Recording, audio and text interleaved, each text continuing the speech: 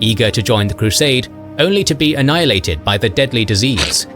The consequence in our previous episode on the First Crusade, the Crusaders were baptized by fire as they sallied out against a vast host with empty bellies.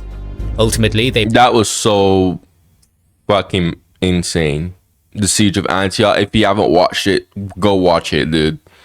One of my best reactions I've done. They were victorious, and the 9-month-long siege ended with the conquest of Antioch. Now they were less than a month away from Jerusalem, and yet this is the crucial juncture where the bonds of fellowship would break. Join us as we outline what was happening with the Crusaders after their unlikely victory at Antioch, as this greatest triumph almost led them to a collapse. The Crusaders might not like the sound of that. The triumph at Antioch was nothing short of miraculous. Heat, cold, disease and desertion failed to disperse the expedition. Yet now the Council of Princes decided to stop and wait out the summer in order to recuperate. The plan was to leave for Jerusalem on November 1st, but in reality, no crusader would see the walls of the Holy City for over a year. Rather than consolidate, the Crusaders were split into two large camps, arguing over the claim over Antioch and the oath to Alexios. On one hand, everyone swore to return every city they took to the Romans, but on another, the princes agreed to cede the city to Adomar, provided that he took it, which he did. To settle the differences, the Crusaders sent out Hugh of Vermandois as an envoy to the emperor. This brings us to one of the most important and misunderstood moments in this story. Did Alexios abandon the Crusaders? Back in June 1009, Alexios was leading an army in Anatolia and camped at Philomelion, when he met Stephen of Blois and a couple of other deserters from the Siege of Antioch. There the Crusader told Alexios that the situation was hopeless and that he should abandon the cause. Latin sources denounce both men as cowards and pick this moment as the reason why their relationship soured, but the reality is, as usual, a lot more nuanced. Alexios did turn back, but he never intended to march as far as Antioch, due to the logistical strain it would entail on a large army. I knew. I mean, I thought we were all under that impression that Alexios wasn't gonna do that. Didn't Alexios still send supplies to Antioch, if I remember correctly? Yeah. There were still supplies coming from him, if I remember correctly. So I wouldn't say he abandoned it, right? If I remember correctly. Not to mention that he was well aware that his absence could lead to rebellion or even a civil war, both of which he had already had to deal with on multiple occasions. Furthermore, he also received news that the Seljuks were preparing another invasion, which he took seriously, since he evacuated the citizens of that region to protect them from the nomads. Indeed, an attack was attempted on Pipert, which ultimately failed due to the military prowess of the semi-autonomous leader of Trebizond, Theodoric Gabrus. So even when Hugh met Alexios in Constantinople some months later, the emperor could offer little more than the continuous naval supply that kept the Latins fed until this point. And yet the report that Adomar was serious about keeping the city for himself infuriated the Byzantine court, ending their goodwill and starting a new phase in the history of the Crusade. Rather than return to his fellow Crusaders, the Count left for France, only to be chastised by his countrymen, who saw him as a coward and embarrassment. He would join the Crusade of 1101 and die fighting. But that is another story that we'll tell in the future. Oh, this is so many things are happening. This is all just starting to freaking fall apart so fast. Back in Antioch, the lines was were drawn, not and most of the princes aligned themselves with Adomar, secretly ceding their portions of the walls to him. Raymond of Toulouse positioned himself as his arch-nemesis and occupied the bridge gate, the lifeline to the coast, as well as the governor's palace. He even attempted to take the citadel for himself, but its commander, Ahmad ibn Marwan, proclaimed that he would only surrender to Adomar. Despite being the most stubborn of the princes, when it came to swearing his oath to Alexios, Raymond insisted that the words he uttered while holding the sacred relics shouldn't be discarded, and he was willing to sabotage the entire crusade just so Adomar wouldn't get what he wanted. In the meantime, Bohemond was busy. He restored the Cathedral of St. Peter. Bro, they're doing all this shit when there's still a Seljuk garrison there. What? Yo, imagine being these guys right here. You're just seeing all this unraveling. What the hell? That's literally what I'm thinking here. I'm like, wait, there's still these people right here? They're just ideal? Like, what? Allowed the Greek Patriarch John IV to return to his duties and signed a deal with Genoa on July 14, 1098. This surviving document tells us so much about the political situation at the time. Genoa received 30 houses near the church and the rights to run a market on the square. Bohemond was not mentioned as the owner of the city, but Raymond was singled out from the rest of the Crusaders, and the Empire was not even mentioned. Oh wait, The never Latins mind. were at an impasse, and both parties were doing everything in their power to prevent the other from winning, while the lesser knights and peasants Oh look, starved to he's death. not Turkey anymore. Antioch was now friendly territory, and Byzantine shipments dried up, leaving the less fortunate stuck, only a 3-week march away from their goal. The leaders made an extraordinary announcement, declaring that all participants could freely change their liege lord. This was a game changer, and it's important to take a moment to explain, because we often forget that the medieval world was one bound by religion and vassalage, not culture and nationalities. There was a strict social structure and hierarchy, which was maintained throughout the long expedition, with liege lords big and small on the top, and knights who swore fealty to them below. Additionally, there was a substantial number of commoners hired by the same lords. What we've seen so far was half a dozen branches from different parts of Europe, but in reality, there were hundreds of them to begin with. There was a complicated system of oaths of fealty holding it all together, which was not always based on dynastic ties. For example, Bohemond's nephew Tancred was a leader in his own right, with a retinue of his own. So why did the Crusade leaders decide to unravel this structure? On one hand, some were wealthier than others, either due to the funds they had raised at the start of this journey, or because they were more efficient in looting. But more importantly, the mounting death toll as a result of battles, weather, famine, and disease had killed an enormous number of the Latins, both high and low-born. There were many followers who lost their liege lord and were now free of their oaths, so all traditional ties were now broken, and many flocked to the rich entourage of Raymond, but even more decided to join the firmly established county of Edessa as mercenaries. Its ruler Baldwin used this manpower to capture local towns and forts such as Tel Bashir. What the Crusaders didn't anticipate, however, was for several lesser lords to use this opportunity to carve out domains of their own, such as Raymond Pillet, who gathered a small force and attacked the fertile Jabal as-Samak plateau. He briefly besieged a castle called Telmanis before its occupants, Syrian Christians, welcomed him inside and accepted his lordship. A week later, he attacked an unnamed castle and reenacted the terrifying chapters of the People's Crusade by slaughtering thousands of Muslims who refused his forced conversion.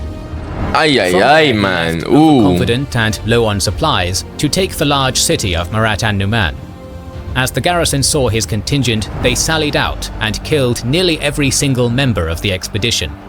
There were probably many small-scale adventures such as this one, but no others are recorded. Therapy. Tensions were rising, manpower and supplies were depleting, and the connection with the Empire was severed. But the Crusade could still be salvaged, because, as always, Bishop Adomar was there to moderate and lead the princes to a compromise. Until he died on the 1st of August. At the time, most of the princes left the city to pursue their own interests, leaving behind only the poorest crusaders and the local population. As usual, the charitable defender of the less fortunate Adomar stayed behind, as a typhoid epidemic swept through the city. Some modern estimates indicate that over 100,000 people died across the region in the span of a few months, with the spiritual leader and papal legate first to succumb. At the exact same time, 1,000. This is all going to shit. 500 fresh German crusaders arrived, eager to join the crusade, only to be annihilated by the deadly disease. The consequences.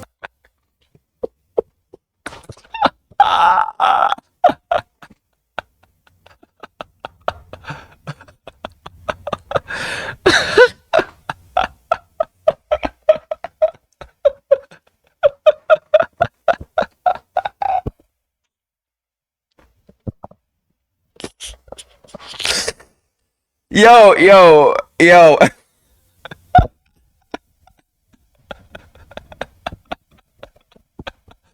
Okay, that's so... Yo, that is so funny. That is so funny. That is so hilarious. I'm sorry. I had to take a good laugh for that one. They went all the way there. As even kings and generals said, eager. They were eager to join the crusade, only to die from this plague, bro. How is that not funny, bro? I could only imagine the people, the crusaders on the ships, talking about what they're gonna do, what they're gonna plan, looking forward to this, bro, and then they just die as soon as they get there from a freaking plague. All of them. That's hilarious, bro. You cannot say that's not funny. This had on morale were devastating. As historian J. Rubenstein puts it, if the Franks were the chosen people wandering through the desert, Adomar had been their Moses. But before his body was even cold, politics came into play, as Peter Bartholomew, the man who received visions that led to the discovery of the Holy Lance, used this as an opportunity to become a prophet. Within 48 hours of the bishop's death on the 1st of August, Peter Bartholomew claimed to receive his first vision of Adomar's spirit. According to him, they had a conversation, where the bishop admitted that his doubt of the authenticity of the Holy Lance led him to hell. Following the uncovering of the lance, I sinned deeply, and so was drawn down to hell, whipped most severely, and as you can see, my head and face were burned. Ah, hell nah, nigga. Carry my body to Jerusalem. For his sake, he shall not move my corpse from its resting place, because some of the blood of Christ, with whom I am now associated, remains there. But if he doubts my statements, let him open my tomb, and he shall see my burned head and face. No one was more respected than Adomar, who was buried at the same place where the lance was found. And now Peter used his spirit to reshape politics and boost his own legitimacy, basically appointing himself as the new spiritual leader. In another claimed vision of Stop the cat. We all know that you're lying, Peter. Don't use the Lord's name in vain. Okay, you're using God's name in vain. This is exactly what I was talking about before. I said this in Playing My Crusader series. How people misunderstand that when they say don't use God's name in vain. This right here.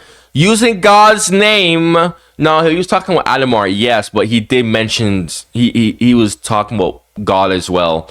Okay, he was using God's name in vain for his own gain, not to actually spread the gospel, not to try and preach the word. No, he's using it for his own gain. That's a big sin. That's a huge irony. It's hilarious how nobody seems to not notice this in a very religious time period of history. St. Andrew.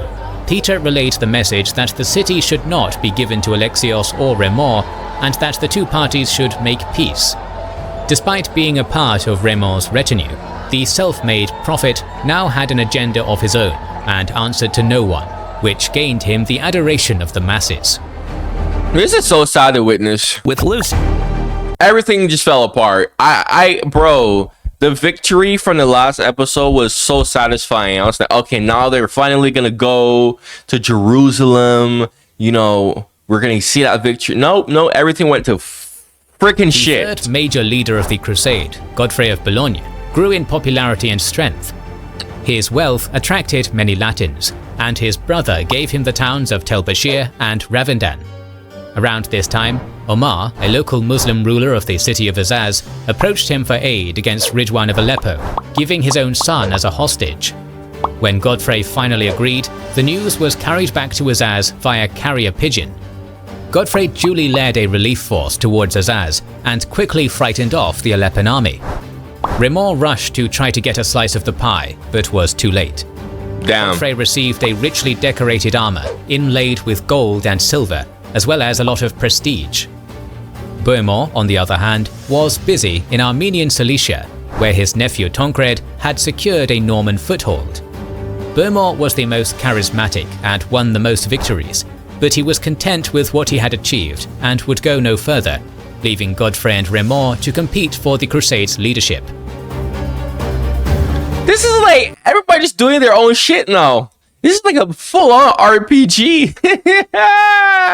This is like a full-on multiplayer RPG map, bro.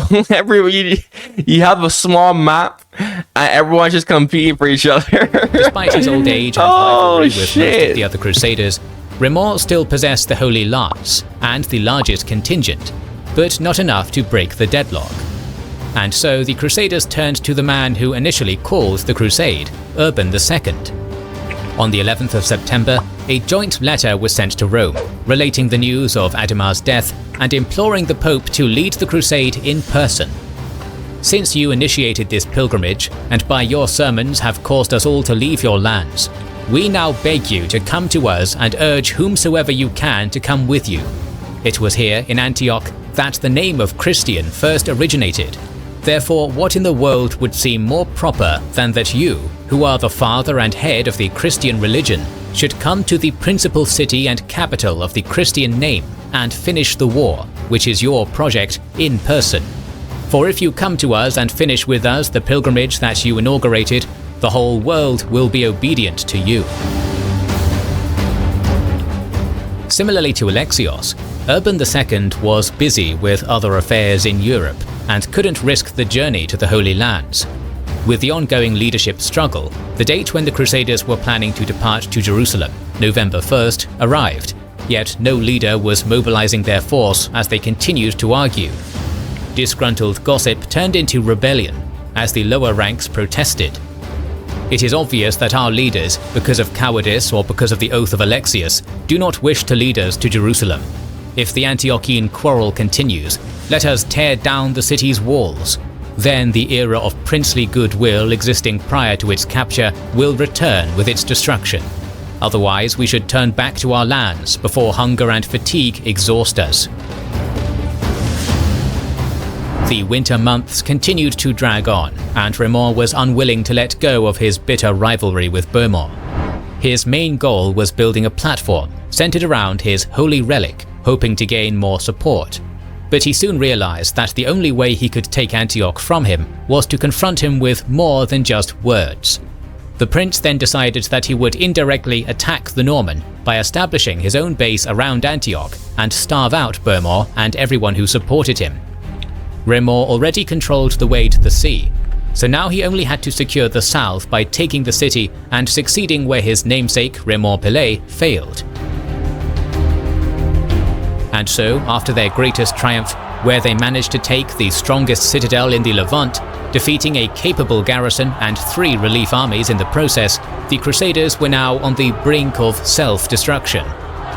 It is easy to consider them as foolish and greedy, as you can see, but the reality was a lot more complicated. This was an expedition featuring dozens of leaders with different characters, who experienced some of the harshest conditions and fought the same opponents who crippled the Eastern Roman Empire.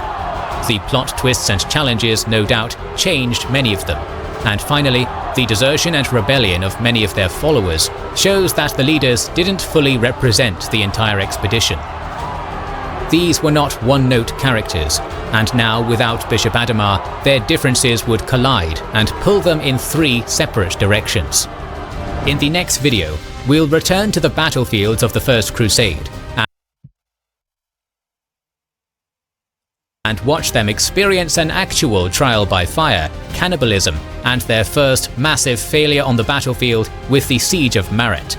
So make sure you are subscribed and have pressed the bell button to see it. Please consider liking, commenting, and Bro, you know, I mean, this is disappointing. I don't know. I'll say this is just disappointing. I mean, it's so sad to see. I don't know. Again, this is just one of those things where, you know, it's just so shocking to me that they had such a glorious victory last episode. It was so wonderful, despite all the odds.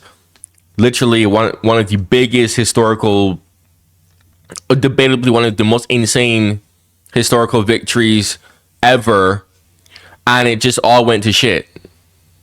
Just like that. Just like that. I mean, that's just so disappointing to watch, man. Honestly, you know, the last episode was pure hype. It was so hype, and then, you know, bam, just complete 180. You know, it's just this all gloomy now. Wow, that's just really something. Look, man, if you like my reactions and you know, you want to see more of my reactions, you have anything that you would love to see me react to, comment it in the comments below. Eventually I will do it. Okay, if you're an active viewer, make sure you check out my membership. And I say active viewers, especially if you have a bunch of suggestions, because members have their suggestions done so fast, so quickly. Okay, it's so worth it, and they are able to keep in touch with me, and they see a bunch of stuff that regular people aren't able to see. It's only 99 cents a month. I purposely made it 99 cents a month. Okay, like, come on, it's only 99 cents a month. I'm just gonna link the video where I explain all the perks that you get, because guys, you do get a bunch of perks. Okay, and as we get more members, I expand on those perks. Okay, and we have 7 members. Thank you to those 7 people who decided to become a member. So the link to that video with all the details of that is going to be in the description. Like the video, subscribe, turn the bell notifications on, man. Check out my other reactions on my channel like this. Thank you for watching, and goodbye.